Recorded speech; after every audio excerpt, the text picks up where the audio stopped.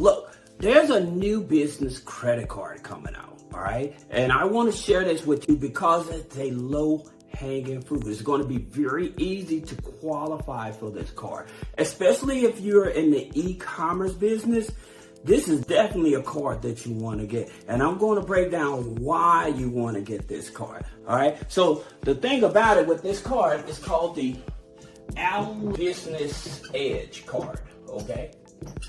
It's the Alibaba Business Edge card. Now, the thing about it with this here card, like I said, especially people that are e-commerce, that you sell it online, reselling it, private labeling and things of that nature, you're going to want this here card, all right? And the reason that you want this card is because, one, it's going to actually give you bi-monthly discounts.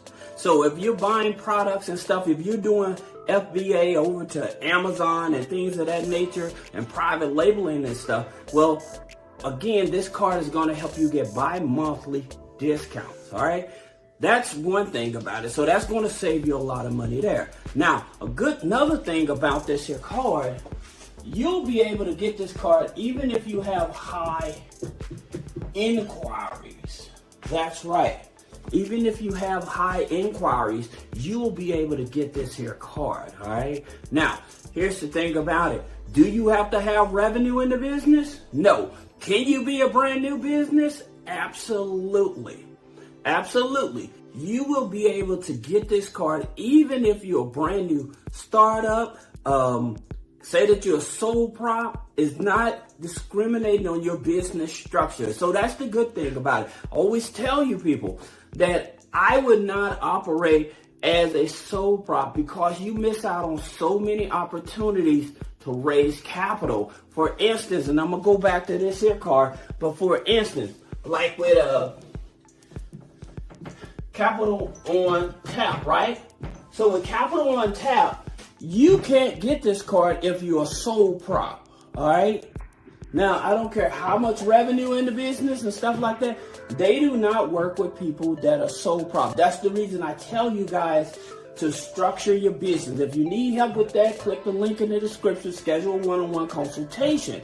But as a sole prop, you miss out on so many opportunities to raise capital, even if you have bad credit. All right. So that's the reason that I'm telling you that. Now, another interesting thing about it, because of the company that's actually going to be issuing the card, they have this real stickler thing that I don't understand.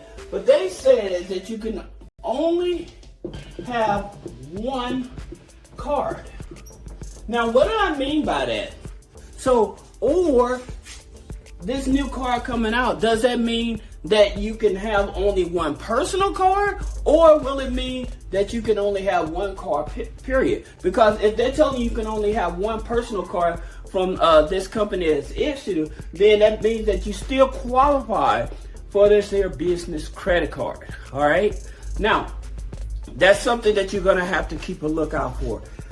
Again, I'm waiting to see when it's gonna drop, but I'm kind of excited because, again, this is a business credit card. That's another low-hanging fruit. And you guys know I love low-hanging fruit business credit cards. The reason I say that this is going to be a low-hanging fruit, because to my understanding, they're going to be pulling from either Experian or TransUnion FICO 9, okay? So they're going to be pulling from that. Is it going to be a PG? Yes. Unfortunately, it is a PG. But at the same time, once you get qualified for the card, it will not be reporting your transactions over to your personal side. It will be only on the business side, to my understanding from research, okay? Because it's just a business credit card. So it should not affect you, but it will look at the personal credit, all right? So like I said, the good thing about it, you will be able to qualify with high inquiries on the credit file, because I know a lot of people, they worry about that. So I think that's one of the good things about it. Now, here's the thing about it. They also, with this card, like they'll give you $100 for the first $3,000 spend, right? which is not a lot. I get it, you know, so they're not trying to do a big cash back or anything like that. But at the same time, you're in the e-commerce space and you're selling on Amazon, selling on eBay and stuff, and say that you're private labeling, you need a lot of stuff, but you don't want it to stop you because of your credit and stuff. This is something. Now, a lot of people, what they do, they'll go over to the net, right? They'll go over to the net 30. I think it's a net 55 or something like that, right? So they'll use the net 55 to try to re-up and stuff like that. But again, using the net 55 with Amazon, what ends up happening is that you have to have so many sales. You have to be with them such amount of time, right? But the thing about it with this here new card, you won't have to do that anymore. So now you're no longer waiting on the approval to get approved for this net account with Amazon. You're able to just be able to purchase it. Now, here's something else about this card that I know that you should like. This here card, it's a World Elite Mastercard. What does that mean? In my videos, I've told you guys what the difference is. Whenever you see a card that's being issued that says World Elite, 90% of the time, the limit's usually going to start at about $5,000 or higher. Okay? So that's the good part about it.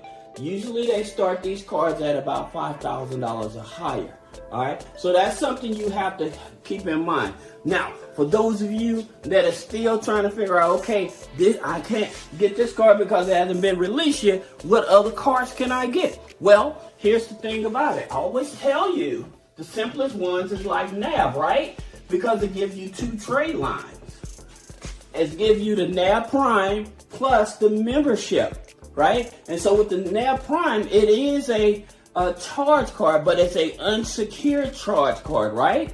So that means that you don't have to put any money down. You can have bad credit. So you're able to get this card. Plus, when you sign up for the membership, and I'll put a link below, the thing about it, when you sign up for the membership, it gives you access to your Vantage scores, plus your business credit scores, your Experian, your Equifax business. Now, the interesting thing about it is that I always tell you, the main business credit bureaus that you should focus on is Equifax, Experian, Small Business Financial Exchange. All right, those are your top. Now, of course, you have like Credit Safe, right? So you have Credit Safe, and you have some others. But in terms of the top 3, you're wondering why DNB isn't here. The reason Dun & Bradstreet isn't here in reference to funding, because 90% of the banks, they don't look at Dun & Bradstreet for funding. That's for like supplies and stuff, and that's where your net 30s and stuff come in to help give you that paydex score. But at the same time, Dun & Bradstreet is going to get their information from here anyway, from Small Business Financial Exchange. So that's the reason I don't put emphasis on Dun & Bradstreet. So long as you have these here 3 reporting, that's the thing. Now you're talking about some low-hanging fruit credit cards. Of course, you have the Capital One Spark, right? The Capital One Spark, that's the gold card, right? So that's the gold card. All you need is a 580 credit score with that one, all right? And like I told you guys, I've seen people, and I talked to an underwriter before, stating to me, I didn't make this up, they actually stated it to me, that even if you had a personal Capital One account, and the account was charged off, and it was over a year old, then guess what? You may still qualify for their business credit card. That's from Capital One. All right. Now, understanding that the Capital One card, it does report both on the business and the personal. All right. Now, you have another card. You have the A to B gas card. Okay. That reports to the business credit bureaus as well.